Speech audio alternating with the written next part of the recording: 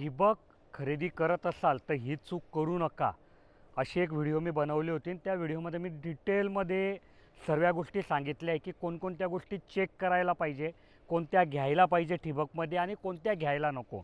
तुम्ही ती व्हिडिओ नाही बघितली तर बघून घ्या. तर त्याच व्हिडिओच्या कमेंटमध्ये किशोर पवार नावाच्या एका शेतकरी दादाने हा प्रश्न विचारला आहे की पाऊस झाल्यावर मातीने ड्रिपरचे होर बंद पडतात, तर त्यासाठी काय करावं.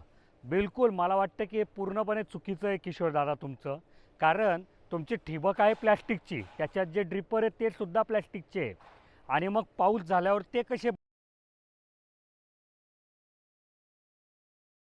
असेल तर तुम्हाला वाटत असेल की बाबा तिथे माती त्याच्यावर पडली आहे तर ते बंद झालं.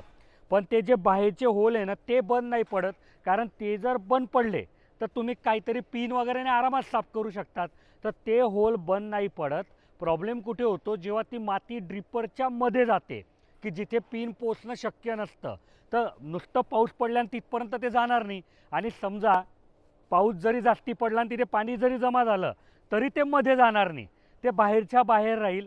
तर पाऊस पडल्याने ठिबक चोकअप होत नाही, त्याच्याबद्दल प्रत्येक शेतकरी निश्चित राहा.